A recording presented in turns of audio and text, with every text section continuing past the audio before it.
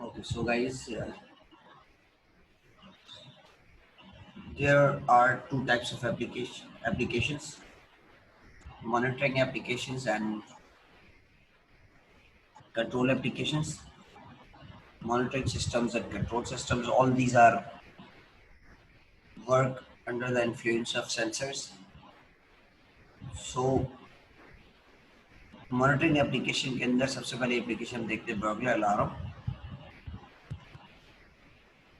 Let's see the figure 5.22. In this figure, there are multiple sensors: acoustic, infrared, and pressure sensors. Data input होता है इन sensor से किसी interface की तरफ जाता है, एंड देन उस इंटरफेस से जो उस बर्गलर अलार्म का होगा उससे जो है वो माइक्रो प्रोसेसर ये कंप्यूटर की तरफ डेटा जा रहा है और जस्ट गो थ्रू करें, अपने रिकॉल करें जो मैंने सिनेरियो बताया था कि माइक्रो प्रोसेसर के पास ऑब्वियसली कुछ स्टोर्ड वैल्यूज़ होंगी जो कि नॉर्मल वैल्यूज़ अपने पास स्टोर करता होगा और एक एबनॉर्मल वैल्यू स्टोर करता होगा. जो नॉर्मल वैल्यूज़ अपने पास स्टोर कर रहा है उन नॉर्मल वैल्यूज़ में अगर ये वाली डेटा जो कि इनपुट आ रहा है अगर ये उनमें लाई करता है, यानी कंपेयर करेगा, अगर उनमें लाई करता है तो कुछ नहीं, और अगर उनमें लाई नहीं करता तो this system will buzz will buzz an alarm और लाइट्स या साइरेंस या इसके थ्रू जो है वो अलर्ट कर देगा यूज़र को. इससे ज़्यादा इस सिस्टम का जो है वो कोई काम नहीं है.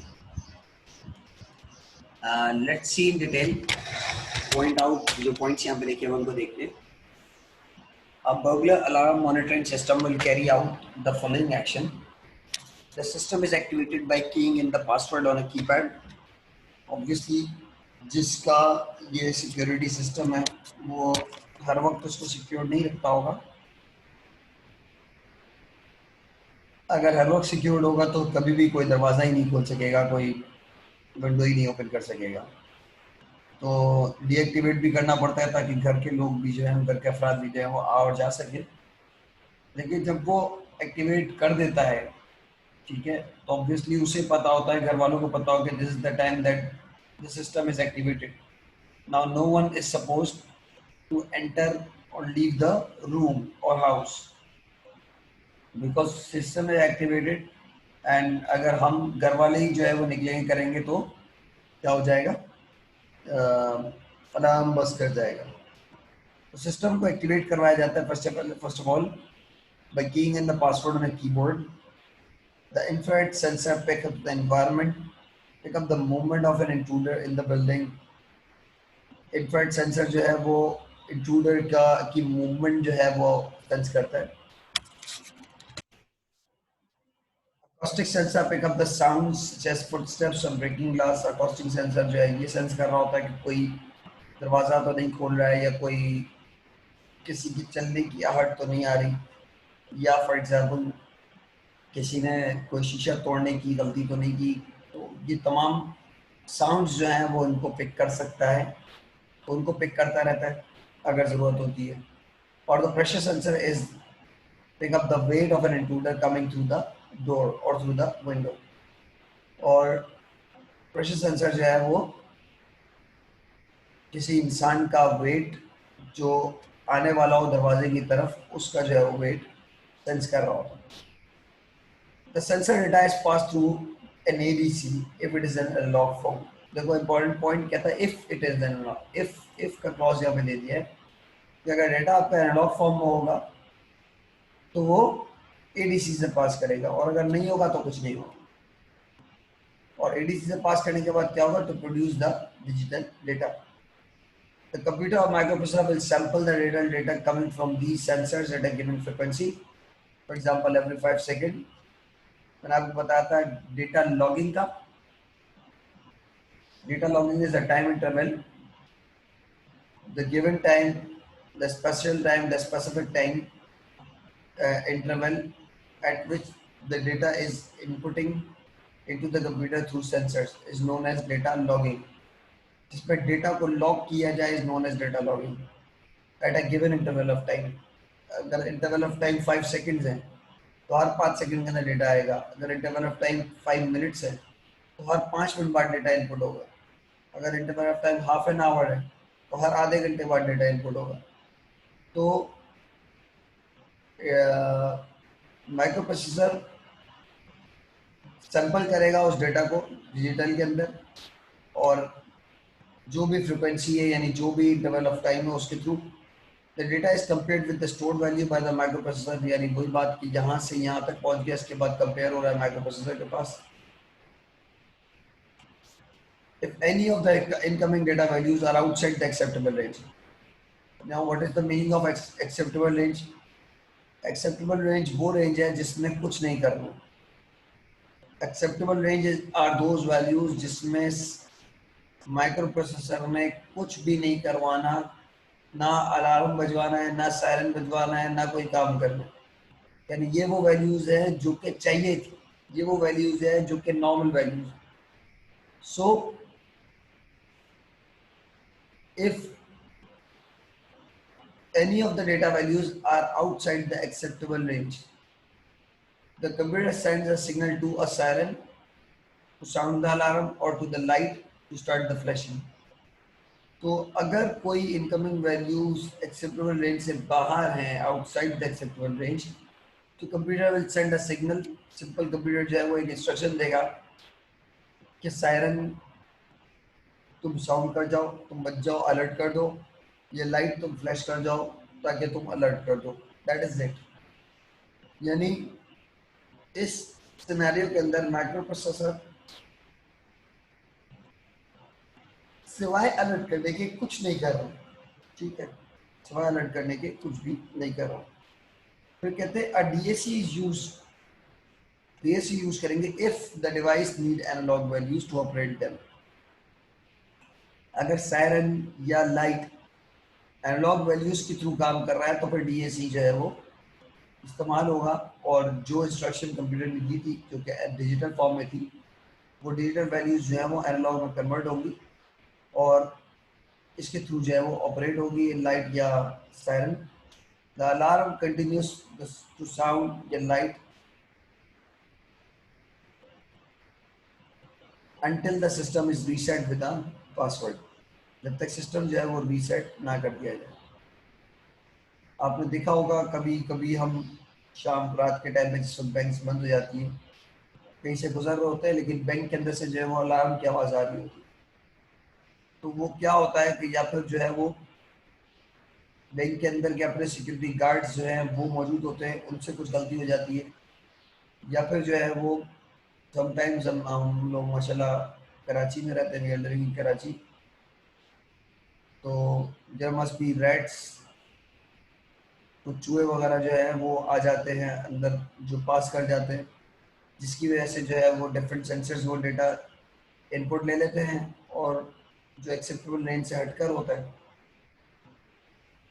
जो एक्सेप्टेबल रेंज से बाहर होता है, तो एक्सेप्टेबल रेंज से बाहर वैल्यूज़ जो होती हैं वो वैल्यूज़ तो जो है वो ऑब्वियसली गलत इनपुट लेता हुआ माइक्रो प्रोसेसर से जो है वो सिग्नल सेंड कर देता है और अलार्म बजना जो है वो शुरू हो जाता है.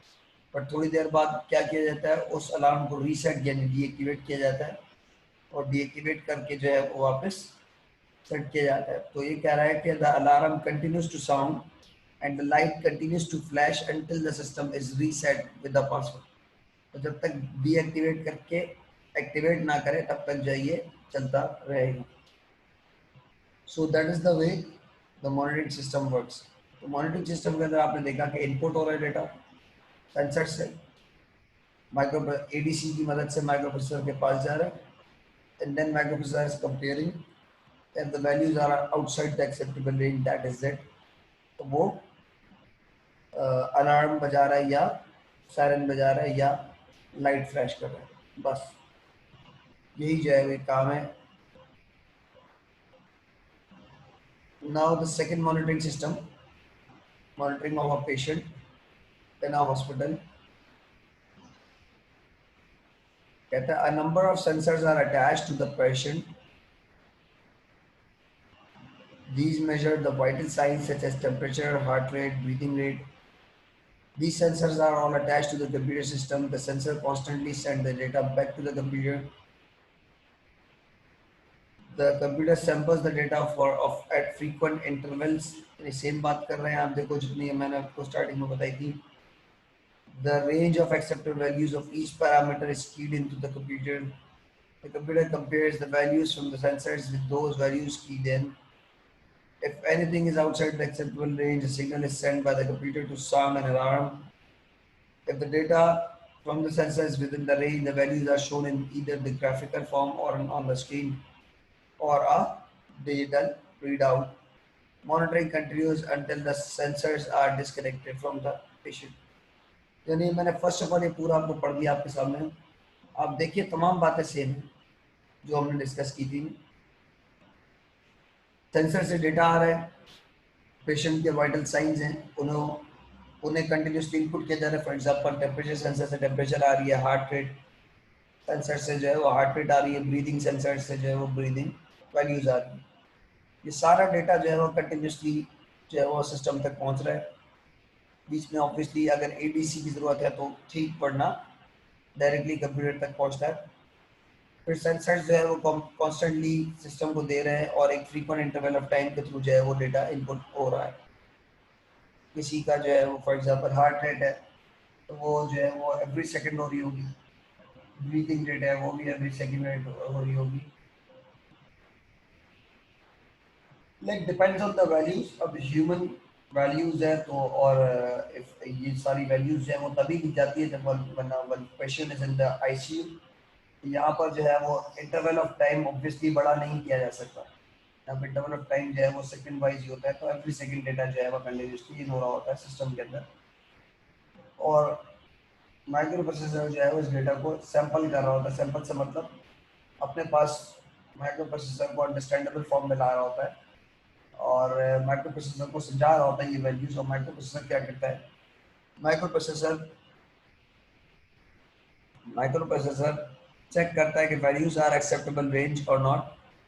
if microprocessor checks that these are values अच्छा नहीं सॉरी यहाँ पे पहले बता रहा है. अच्छा जो वैल्यूज एक्सेप्टेबल हैं उनको सिस्टम में कीन करवा दिया जाता है. अच्छा समटाइम्स ये कीन नहीं कराने की जरूरत होती है. समटाइम्स ये वैल्यूज पता होती है पहले से इन सॉफ्टवेयर के थ्रू इनपुट हुई हुई होती है कि हार्ट रेट क्या नॉर्मल है, शुगर वैल्यू क्या नॉर्मल है, ब्रीदिंग वैल्यू क्या नॉर्मल है. ये सारी वैल्यूज नॉर्मल क्या है. फिर माइक्रो प्रोसेसर कंपेयर करता है इन वैल्यूज को उन वैल्यूज से जो सेंसर के थ्रू आ रही होती है. अगर कोई value outside the acceptable range होती है तो सिग्नल फॉरन जो है वो सेंड कर दिया जाता है कंप्यूटर का अलार्म की तरफ कि अलार्म जो है वो बजना शुरू हो जाए. आपने देखा होगा पेशेंट्स बहुत सारे जो है वो आईसीयू से कनेक्ट, आईसीयू में डिफरेंट सेंसर्स से वो जो चिप्स लगी हुई होती है इनकी बॉडी के ऊपर उससे कनेक्टेड होते हैं और कहीं ना कहीं जो है वो मॉनिटरिंग की जा रही होती है उसकी. और अलार्म जो है वो बज रहा होता है या रेड कलर की आपने देखा होगा हॉस्पिटल्स में जो है वो लाइट्स बज रही होती है. जैसे ही फॉर एग्जांपल बेड नंबर 4 की जो है वो वैल्यूज हिलना स्टार्ट हो जाती है तो जो पेशेंट को जो मॉनिटर कर रहा होता है किसी मॉनिटरिंग रूम के अंदर वहाँ पर फ़ौरन जो है वो उनका पॉइंट बेड नंबर 4 का जो है वो फ़ौरन लाइट जो है वो जल जाती है या बेड नंबर 4 के जो है वो अलार्म बज जाता है कि यहाँ पर जो है कोई ना कोई इमरजेंसी सिचुएशन है. और वो इमरजेंसी सिचुएशन ऑब्वियसली होती ही इसीलिए है कि आईसीयू के अंदर जो है वो बहुत ही क्रिटिकल पोजीशन के अंदर जो पेशेंट होता है वो आ रहा होता है. और आईसीयू के अंदर जो है वो यही इम्पोर्टेंट चीज़ें होती हैं, यही इम्पोर्टेंट मेजरमेंट्स हैं जिन्हें मेजर किया जा रहा होता है. Like heart rate, breathing rate, temperature और ब्लड प्रेशर फॉर एग्जांपल और ऑक्सीजन वैल्यू. तो यही तमाम इम्पोर्टेंट वैल्यूज़ को इनपुट किया जा रहा होता है जिनकी वजह से इंसानी जान जो है वो बहुत ज़्यादा डिपेंडेंट है. अगर हार्ट रेट कम हो रहा है तो भी बताना बहुत ज़रूरी है, ब्रीदिंग रेट कम हो रहा है तो भी बताना बहुत ज़रूरी है, ऑक्सीजन सैचुरेशन जो ह्यूमन के अंदर होती है वो होना बहुत ज़रूरी है, एवरी सेकंड पता होना बड़ा ज़रूरी है। तो ये तमाम वाइटल साइंस जो हैं ये कंटिन्यूसली सिस्टम को दिए जा रहे होते हैं और सिस्टम जो है वैसे कंपेयर कर रहा होता है उन स्टोर्ड वैल्यूज से जो उसे पता होती हैं, जो नॉर्मल होती हैं। अगर उन वैल्यूज से हट के हट के का मतलब ये है कि आउटसाइड द एक्सेप्टेबल रेंज, अब it could be greater than those values और it could be smaller than those values. तो जो भी एक्सेप्टेबल रेंज से हटकर है उन वैल्यूज को जैसे ही इनपुट किया जाता है या वो वैल्यूज जैसे इनपुट होती है वैसे ही जो है वो माइक्रो प्रोसेसर इंस्ट्रक्शन देता है अलार्म को कि अलार्म बज जाए या उस लाइट को कि वो फ्लैश हो जाए। और फिर कहता है computer if the data from the sensor is within the range, अगर विद इन द रेंज होता है तो कुछ भी नहीं होता, values are shown in the graphical form on a screen और on a digital to read out.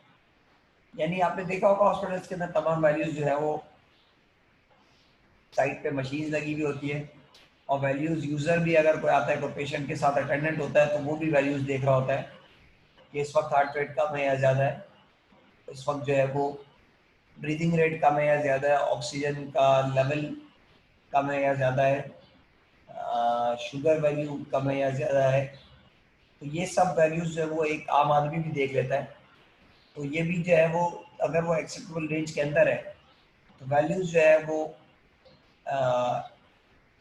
Graphical form के अंदर नॉर्मली जो है वो दिखाई जा रही होती है या डिजिटल फॉर्म में भी जो है वो होती हैं। कुछ वैल्यूज जो है वो डिजिटल में होती है, कुछ वैल्यूज जो है वो ग्राफिकल में होती है ताकि इसे फर्दर फ्यूचर में एग्जामिन किया जा सके, इसके थ्रू ट्रेंड्स देखे जा सके कि कब वैल्यूज कम या ज़्यादा हुई, कितनी देर में वैल्यूज कम हो रही हैं। And then computer compares the value, oh sorry, and then monitoring continues until the sensors are disconnected from the patient। जब तक सेंसर्स को डिस्कनेक्ट नहीं कर दिया जाता पेशेंट से तब तक जो है वो मॉनिटरिंग जो है वो चलती रहती है। Now the control applications, the main difference between the control application and the monitoring applications are that कि माइक्रो प्रोसेसर से वापस वैल्यूज वापस जो है वो इंस्ट्रक्शन जो है वो उसी डिवाइस तक पहुंचता है जिस डिवाइस से डेटा इनपुट किया जा रहा होता है। वही डिवाइस जो है वो एज एन आउटपुट डिवाइस जो है वो काम कर रही होती है। फॉर एग्जांपल स्ट्रीट लाइट है, स्ट्रीट लाइट के थ्रू सेंसर्स के थ्रू स्ट्रीट लाइट पर सेंसर्स लगे हुए होते हैं, उनसे डेटा जो है वो एडीसी के पास पहुंचता है, एडीसी कन्वर्ट करता है माइक्रो प्रोसेसर के पास पहुंचता है, माइक्रो प्रोसेसर कंपेयर करता है, कंपेयर करने के बाद इंस्ट्रक्शन देता है स्ट्रीट लाइट को कुछ ना कुछ, आया वो इंस्ट्रक्शन देता है ऑन होने की, आया वो इंस्ट्रक्शन देता है ऑफ होने की, लेकिन वो देता है स्ट्रीट लाइट को दोनों सूरतों में। फिर स्ट्रीट लाइट से सेंसर से डेटा आ रहा है, फिर जा रहा है, फिर इंस्ट्रक्शन दे रहा है, फिर आ रहा है, फिर जा रहा है, फिर इंस्ट्रक्शन दे रहा है। This type of system is a you can say loop based system in which microprocessor is giving the instruction to the system again, and that system is working under the influence of microprocessor। यानी microprocessor की वजह से ही वो काम कर रहा होता है वरना वो काम नहीं कर सकता, वरना ये सिस्टम जो है वो कंट्रोल नहीं हो सकता। अगर ये कंट्रोल सिस्टम है तो माइक्रो प्रोसेसर ने फिर तमाम बातें करनी है, यानी इंस्ट्रक्शन देना है सिस्टम को वापस से कि सिस्टम जो है वो वैसे ही एक्ट करे जैसे यूजर की रिक्वायरमेंट और माइक्रो प्रोसेसर की रिक्वायरमेंट है। For controlling the street light, see आप ये स्ट्रीट लाइट सबने देखी है। ये स्ट्रीट लाइट जो है वो ऑटोमेटिकली कंट्रोल कैसे होती है। The next sequence shows how a microprocessor is used to control the operation of a street lamp।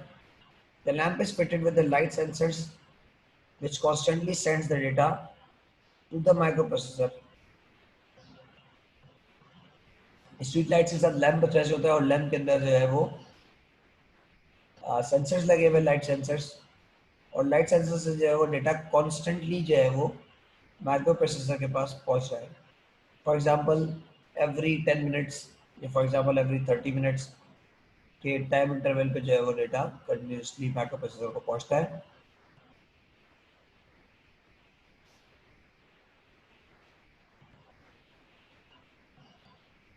The data values from the sensors changes according to the weather. It is sunny, cloudy, raining or it is night time.